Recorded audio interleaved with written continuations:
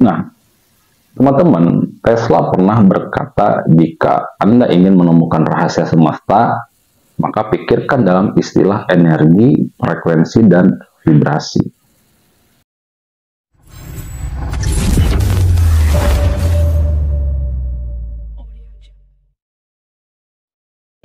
Nah, jadi mari kita coba pikirkan kembali maksud dari perkataan Tesla tersebut dengan memahami maksudnya.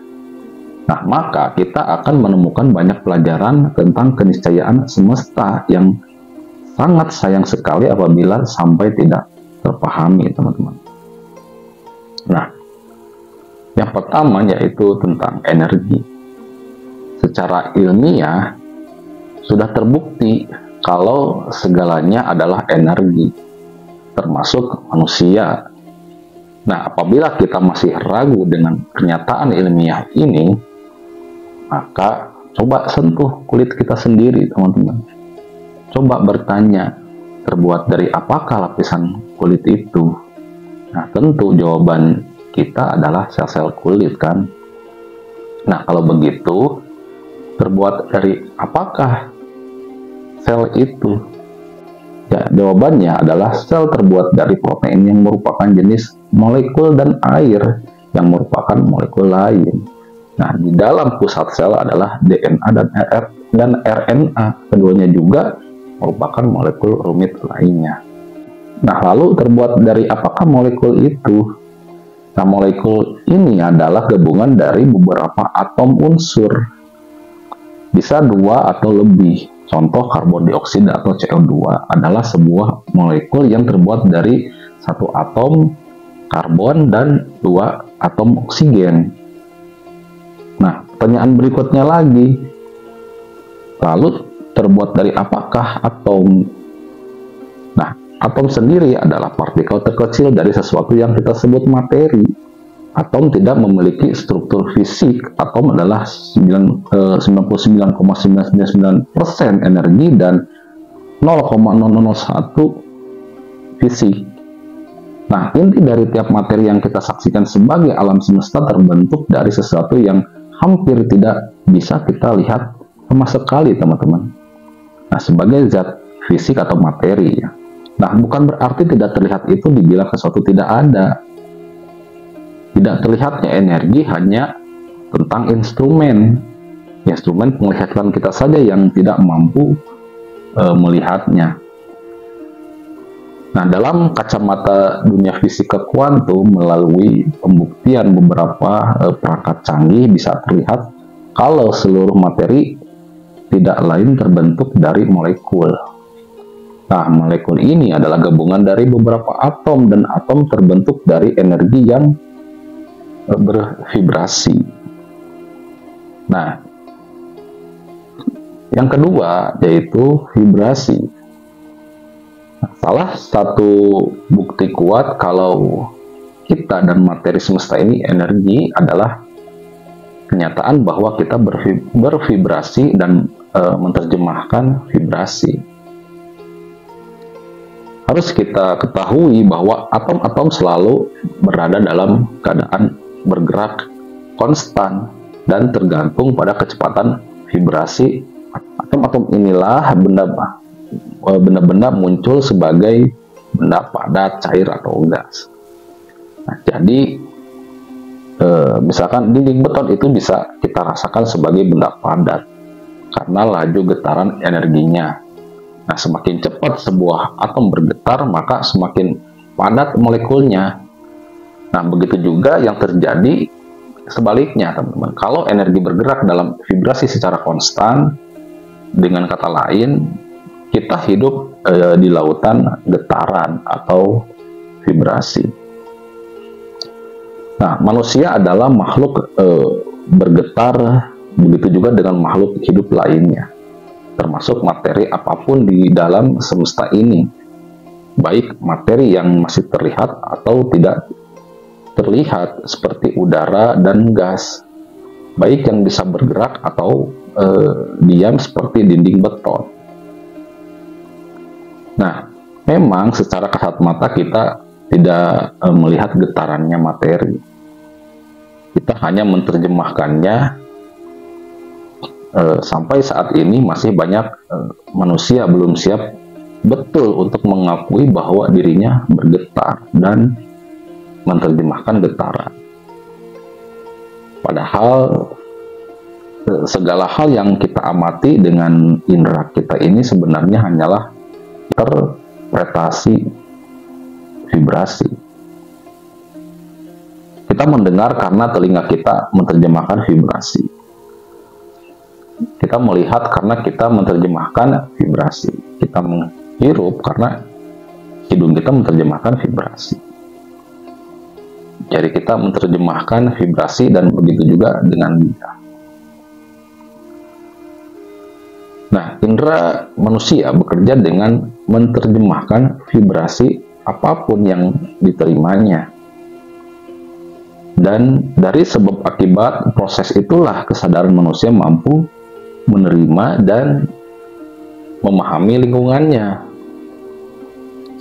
sehingga akhirnya kesadaran manusia memiliki yang namanya pikiran, perasaan, dan pilihan dalam bertindak seperti yang selama ini kita miliki sampai sekarang, teman-teman. Masih sedikit dari kita yang menyadari betul kalau dirinya adalah penerjemah vibrasi.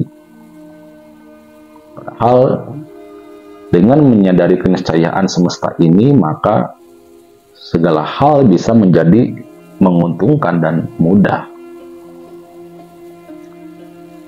Dibilang mudah karena kita adalah energi, teman-teman.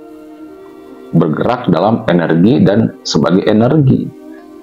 Sudah menjadi keniscayaan semesta, energi itu bervibrasi. Nah, sementara vibrasi itu ibarat pemancar yang membentuk frekuensi tertentu. Jadi, semua manusia dan materi semesta memiliki medan energi yang memiliki frekuensi getarannya sendiri-sendiri. Baik mereka yang menyadarinya atau tidak menyadarinya, gitu. Nah, yang ketiga adalah frekuensi. Secara sederhana, kita bisa mengartikan frekuensi sebagai gelombang.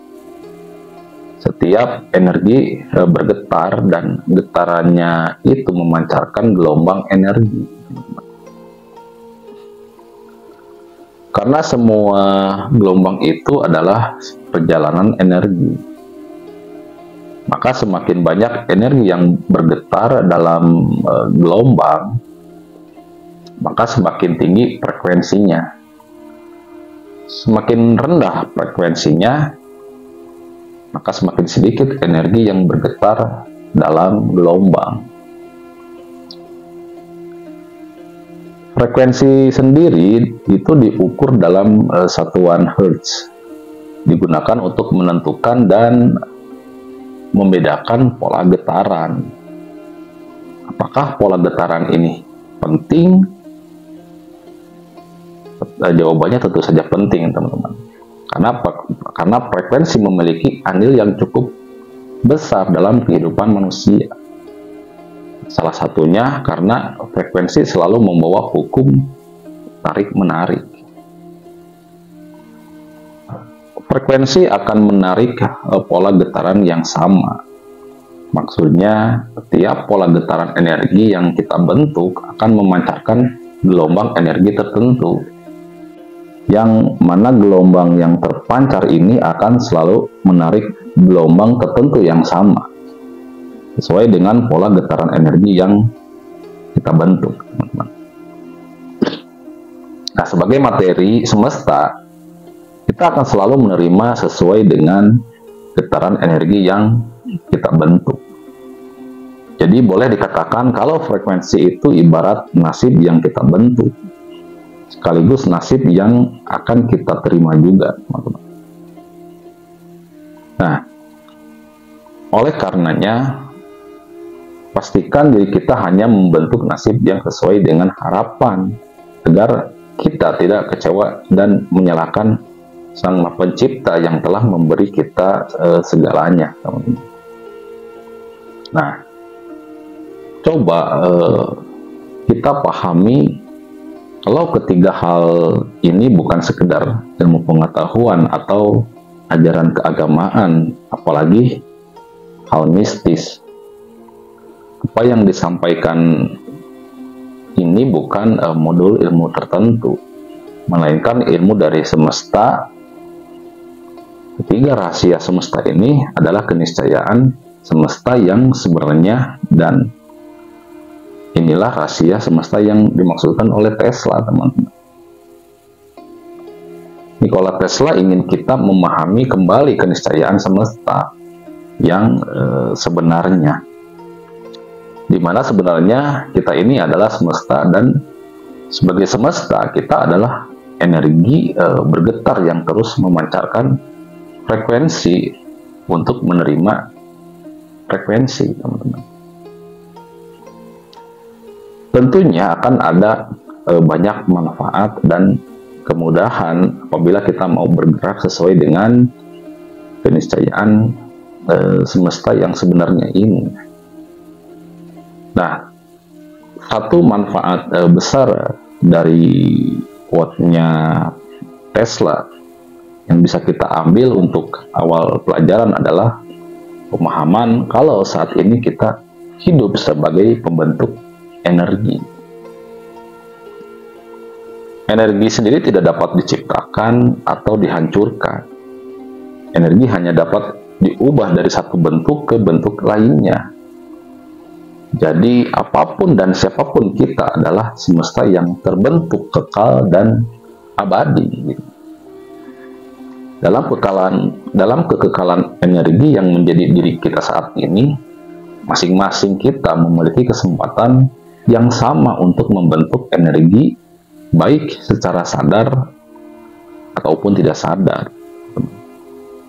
Nah, sebagai pembentuk energi, maka janganlah menuntut apa yang akan kita terima dari semesta, tapi lihatlah bagaimana kita bergetar. Karena getaran kita adalah sumber frekuensi yang kita pancarkan. Sementara apapun yang kita pancarkan adalah sebab akibat dari apa yang kita terima. Jadi, mulailah sekarang sebagai energi semesta dan fokuslah dengan apa yang akan kita bentuk, bukan apa yang akan kita terima. Kalau kita mampu menguasai hal ini, maka kita akan menjadi semesta yang mengendalikan, teman-teman.